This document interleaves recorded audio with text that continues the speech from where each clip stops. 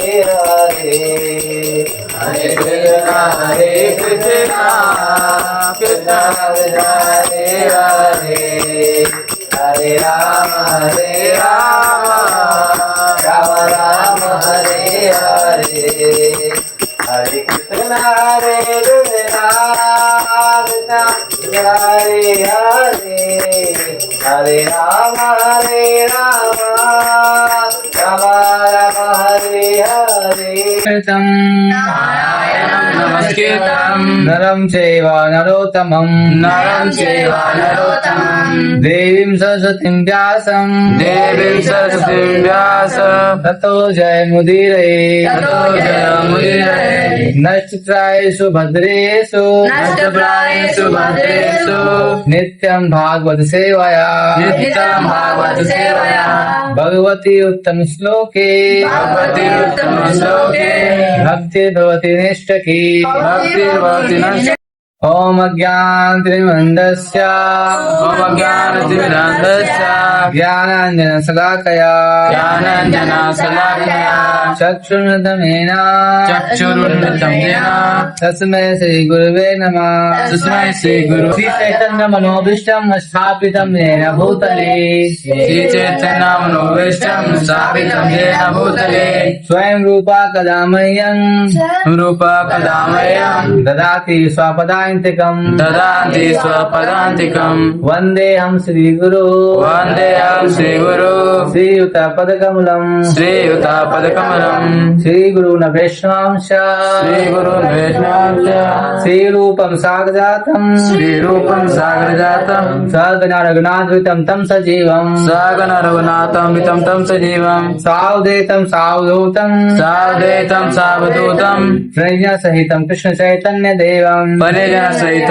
कृष्ण चैतन्य देवं श्रीराधा कृष्णपादा श्रीराधा कृष्ण पदा सजनलिता श्रीविशाखावितांश सगण ललिता श्री सकामितं च हे कृष्णा करुणा सिंधु हे कृष्णा करुणा सिंधु दीनबंधु जगतपते दीनबन्धु जगत्पते गोपीश गोपीकांता गोपेश गोपिका राधाकांत नमस्तुते राधाकान्त नमस्तुते सप्तकांचिनि गौरांगी सप्तकाञ्चन गौराङ्गी राधे वृंदावनेश्वरी राधे वृन्दावनेश्वरी विश्वानुसुते देवी विश्वानुसुते देवी प्रणमामि हरिप्रिये प्रणमामि हरिप्रिये वाञ्छाकल्पतरुभ्यश्च हंसाकल्पतरुभ्यश्च कृपा सिन्धुभ्यश्च कृपा सिन्धुदेव च पतितानां पावनेभ्यो पतितानां पावनेभ्यो वैष्णवभ्यो नमो नमः वैष्णवेभ्यो नमो नमः। जय श्री कृष्ण चैतन्य जय श्री कृष्ण चैतन्य प्रभु नित्यानंद प्रभु नित्यानंद श्री अद्वैत गदाधर श्री अद्वैत शिवासादि गौर भक्तवृंद गौर भक्तवृंद हरे कृष्णा हरे कृष्णा हरे कृष्णा कृष्ण कृष्ण हरे हरे कृष्ण कृष्ण हरे हरे राम राम राम हरे हरे ओम नमो भगवते वासुदेवाय ओम नमो भगवते वासुदेवाय ओम नमो भगवते वासुदेवाय ओम नमो भगवते वासुदेवाय। हरे कृष्ण। तो अभी हम पढ़ने वाले हैं पहला स्कंद का पहला अध्याय का 17वां श्लोक। हम लोग ने 16 श्लोक में देखा था और 16 श्लोक में 16 श्लोक में हम कल देखा कि कलयुग में कि अगर हम इस कलयुग से उद्धार पाना चाहते तो क्या करना है। तो अभी नेक्स्ट हम देखेंगे क्या इस श्लोक में बोल रहे हैं, तो इसको पढ़ेंगे। तस्य कर्माणि उदराणि निद्रानि परिगीतानि सुरभिः परिगीतानि सुरभिः गृहीणा सधानानां गृहीणा सदानानां लीलाय ददत् कला लीलाय ददत्कला तस्य कर्माणि उदराणि तस्य कर्माणि उद्राणि परिगीतानि सुरभिः परिगीतानि सुरभिः गृहीणा सधानानां गृहीणा सदानानां लीलया ददता कला लीलया सर्वदा करा। तो सब भाग पढ़ेंगे, हमेशा दोहराएंगे आप लोग। तस्य तस्य उनके उनके कर्माणि कर्माणि दिव्य कर्म दिव्यकर्म उद्राणी उद्राणी उद्धार उद्धार परिगीतानि परिगीतानि प्रसारित प्रसारित सुरभि महात्माओं द्वारा वही कृपा कहें कृपा करें ना ना हमसे हमसे श्रद्धानानम श्रद्धानानम आदर पूर्वक आदर पूर्वक ग्रहण करने के लिए ग्रहण करने के लिए उदत लीलया लीलाओं से लीलाओं से दत्ता तथा धारण किए हुए धारण किए हुए कलह कलह अवतार अवतार तो अनुवाद पढ़ेंगे, साथ में दोहराएंगे आप लोग भी। उनके दिव्य कर्म उनके दिव्यकर्म अत्यंत उदार अत्यंत उदार तथा तथा अनुग्रह पूर्ण है अनुग्रह पूर्ण है और नारद और नारद जैसे जैसे महान विद्वान महान विद्वान मुनि का गायन करते हैं, मुनि उनका गायन करते हैं। अतः कृपया अतः कृपया हमें उनके हमें उनके अपने अपने विविध अवतारों में विविध अवतारों में संपन्न संपन्न साहसिक साहसिक लीलाओं के विषय में लीलाओं के विषय में बताएं, बताएं, क्योंकि क्योंकि हम सुनने के लिए हम सुनने के लिए उत्सुक हैं। उत्सुक हैं। तो यहाँ पे अभी उनके भगवान की जो लीलाएं का जो ज्ञान कौन गान करते हैं? खुद नाम करते हैं, नाम करते हैं नारायण चारों सभी लोगों में जाके क्या करते हैं? भगवान का नाम का प्रचार करते हैं, गान करते हैं। वही तो बोले कि वही जो भगवान के अवतार है ना, उनके बारे में मुझे बताइए, पूछ रहे हैं। और जानने के लिए हम सुनने के लिए क्या है? उत्सुक है। तो डॉक्टर ने क्या लिखते हैं? सरबार की है ना, सब्जी सही सब्जी उगा लो, तुमको दूसरे जगह से लाना पड़ता है क्या? जादू सिटी से यही सब मिल जाता है, यहीं पे सब सृष्टि में सब कुछ भगवान ने अवेलेबल करा दिया। अच्छा, भगवान को धन्यवाद करना पड़ेगा ना।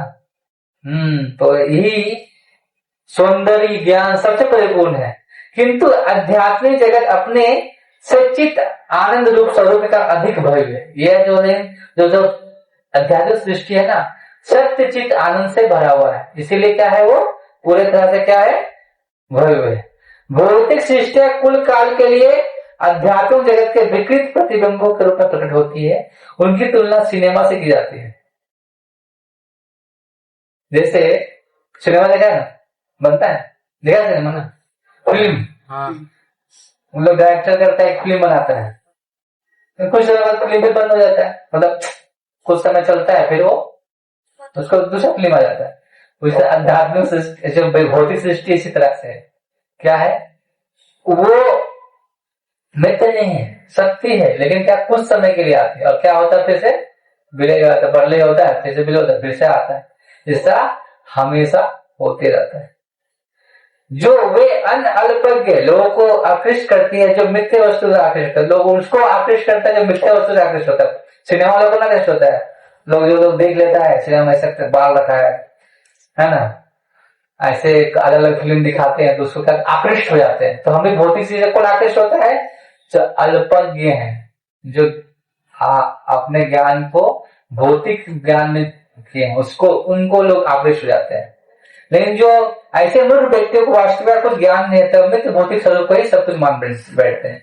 क्योंकि अधिक बुद्धिमान व्यक्ति जिन्हें व्यास तो नारद जैसे मुनियों का मार्गदर्शन प्राप्त हुआ है, जिसको व्यास नारद जैसे हम लोग बहुत फॉर्चुनेट है कि हमें ऐसे आचार्यों का हम लोग को जो संप्रदाय मिला है, उसमें इतने अच्छे अच्छे आचार्य हुए जो हमें दिखाते हैं। क्या दिखाते हैं?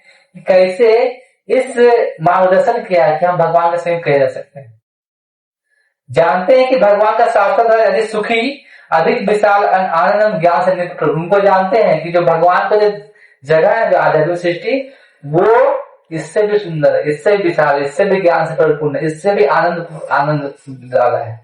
जो लोग भगवान के कार्यकलापों को अन्य उनके दिव्य धाम में परिचित नहीं होते, उन्हें अवतार लेकर अपनी लीलाओं के माध्यम से अवगत कराते हैं, जिन्हें में वे अपने दिव्य धाम की संगति का शाश्वत आनंद को प्रसिद्ध करते हैं। ऐसे कार्यकलापों से भगवान भौतिक जगत के बद्ध जीवों को आकृष्ट कर लेते हैं। इन जीवों से कुछ भौतिक इंद्रियों के मित्र भोग में लिप्त रहते हैं, कुछ आध्यात्मिक जगत को अपने वास्तविक जीवन को नकारते हैं। तो क्या करते हैं? भगवान जब लोग भौतिक चीजों के प्रति बहुत ज्यादा आकृष्ट होते, भगवान क्या कहते हैं, अवतार देते, कृष्ण अवतार, राम अवतार, चैतन्य महाप्रभु आते हैं, क्या करते हैं, अपनी लीलाओं के माध्यम से लोगों को जागृत करते कि मैं यहाँ हूँ, मैं ही आनंद देने वाला हूँ, मेरे पास आओ। इस भौतिक सृष्टि में आनंद नहीं है, कुछ समय के लिए आनंद है, शाश्वत नहीं है। मैं शाश्वत हूँ, मैं शाश्वत आनंद देने वाला हूँ, क्योंकि भगवान सत्यचित आनंद का स्वरूप है, वही आनंद दे सकते हैं परमानेंट, और कोई नहीं दे सकता। तो वो, लेकिन जो बहुत से लोग क्या करते हैं, इस आध्यात्मिक जगत को क्या करते हैं, नकारते, बोलते हैं वैकुंठ नहीं है, कौन देखा है वैकुंठ। एक बार एक स्टोरी सुनाते हैं। एक बार प्रभुपाद जी के पास आया एक व्यक्ति, बोलता है कि कौन देखा है कि मरने के बाद हम भगवान वैकुंठ जाएंगे। तो प्रभुपाद ने क्या आंसर दिया होगा, मतलब पता है। और अगर मान लो ऐसे बोले कि अगर बाद में पता चले आपको कि आप वैकुंठ नहीं जाने वाले हैं, तो क्या होगा, कई सब जीवन जो जितना आपने किया वो तो बेकार चला जाएगा। तो बोले नहीं, अगर हम जो वैष्णव जो भक्त लोग हैं वो क्या करते हैं, जिंदगी भर फेस्टिवल करते हैं, भगवान का गीत गाते हैं, भगवान के कीर्तन नाचते हैं, भगवान का नाम लेते हैं, भगवान के लिए सब कुछ करते हैं। और बात पता भी चले कि वैकुंठ नहीं गए, कोई दिक्कत नहीं, जिंदगी भर क्या किया उन्होंने, खुशी मनाया, भगवान का नाम लिया, भगवान के गीत में गाए, आनंद लिया। लेकिन अगर मान लो उसको बोले कि तुमको पता चले कि तुमने जिंदगी भर क्या किया, भोग किया, भोग वासी तृप्ति की, समझे, और सच में वैकुंठ है, तो तेरा तो जीवन पूरा बेकार चला जाएगा। समझे, हम लोग तो क्या, हम लोग तो जिंदगी में आनंद नहीं किया, इतना अच्छा प्रसाद लिया, हर दिन फेस्टिवल मनाया, भगवान के गीत में नाचे, तो हमारा इधर भी आनंद है और मरने के बाद भी आनंद है, दोनों तरफ आनंद ही आनंद है। तो कौन अच्छा है, यही आध्यात्मिक जो चीजें हैं उसको जाना है। आप आगे बोलते हैं कि ये अल्पज्ञ व्यक्ति कर्मी, जो कर्मी लोग होते हैं, जो सकाम कर्म करते हैं, मतलब कि मेरे को मैं आज इसका पूजा करूं, मुझे कुछ मिलना चाहिए, है ना, ऐसे सकाम कर्मी जो व्यक्ति होते हैं, क्या लिखते हैं सर्वपाद की ध्यान सुनिए, भगवान कभी भी निष्क्रिय नहीं होते। हम लोग सोचते हैं कि जब कृष्ण धराधाम में आए थे तो उनको बाण लगाओ चले गए, उनका मतलब मर गए, ऐसा नहीं होता। भगवान का हमारे जैसा जन्म मृत्यु नहीं होता। क्या बोलते हैं, जन्म कर्म जब दिव्य, भगवान का जो जन्म कर्म है वो दिव्य है, हमारे ऐसा नहीं है। भगवान जब इस धराधाम में होता शरीर चले गए, देख, और किन्हीं को नहीं दिखा, सिर्फ ब्रह्मा जी को एक बिंदु टाइप का दिखा, राइट साइड फील्ड का टाइप कुछ है, और किसी को नहीं दिखा। भगवान का हम कभी भी निष्क्रिय नहीं होते, हमेशा भगवान बना रहते हैं। उनका अगर शरीर किस दिव्य है, उनके आंख से वो बोल भी सकते हैं, वो नाक से खा भी सकते हैं, और मुंह से देख भी सकते हैं, उनका हर अंग दिव्य है, उनका हर अंग कुछ भी कर सकता है। जैसा कि कुछ अल्पज्ञ लोग सूचित करते हैं, उनके कर्म उदार तक भव्य है, मतलब उदार है, भव्य है। उनकी सृष्टियां चाहे भौतिक हो या आध्यात्मिक समान रूप से आश्चर्यजनक है। बताओ, ये भौतिक सृष्टि में देखते हो कितना आश्चर्यजनक है। कभी देखे हो कि नीम के पेड़ में मीठा, कोई पेड़ में खरीदी कड़वा और उसका फल मीठा हो, कोई कर सकता देगा नहीं। नीम का फल मीठा होता है, और जब उसका पत्ता खाएगा तो क्या होता है, कड़वा होता है।